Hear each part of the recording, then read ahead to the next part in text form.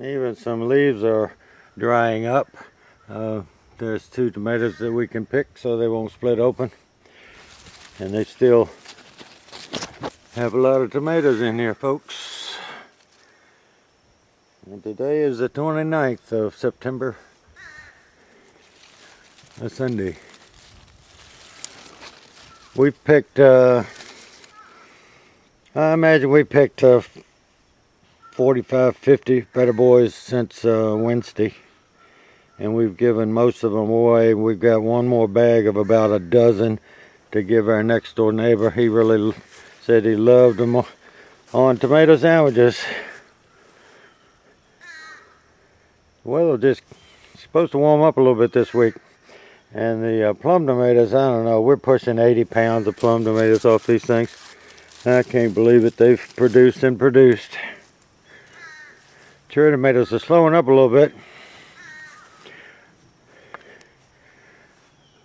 This week we might have picked 1.5 quarts, but this plant here, you look at it, all from suckers. And we're almost at the end of September. They're starting to get some size to them. We gave some to a lady last week, and she called us on the phone and said they were the sweetest ones that we'd given her all summer. And even these Romas are getting bigger. Unfortunately, the Romas seem to have cracked a lot this year. Now, I haven't watered since Wednesday, and that one's cracking, and there's no reason for it. We haven't had any rain this week. And you can see by these stakes, they're a little over 6 feet tall, and this one might be 7 feet tall. And the Rutgers are still producing. Normally a determinate plant will get about this high and give you a whole lot of tomatoes and then a very few at the end. And there's that cherry tomato from the other side. See, it's still got a bunch on it. That's a nice Better Boy in there. I'm going to pick that today. Anything that red I'm picking because they just can split so easy. And this one's weighted over with so much fruit on it.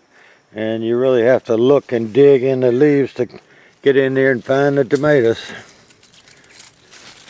Because they get hidden all down in there, and all of a sudden you're looking in and you see a rotten one. We're getting a very few Cukes, and for what we're getting, this ought to be pulled. Hopefully by next week we'll pull all this out of here.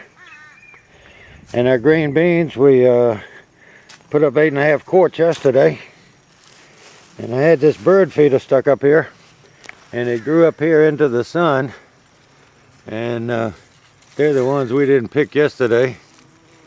But these that were in more sunlight obviously produce more beans.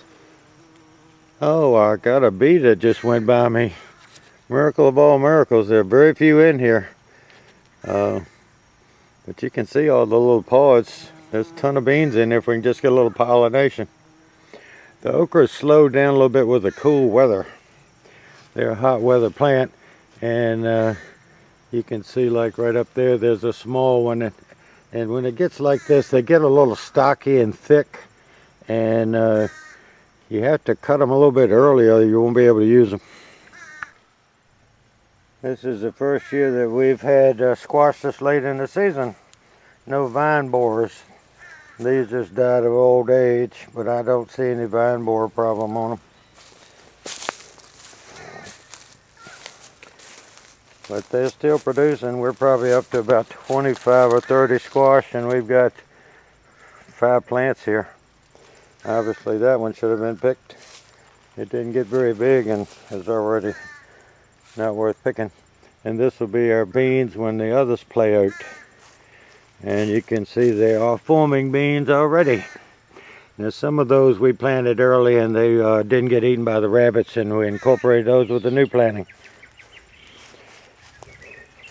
And the red peppers, we're going to have to start giving them away because we just don't really use them, and we freeze them, and quite often we cut them up, chop them and freeze them, and after a year or so we throw them in the trash. So we decided we just need to give them away.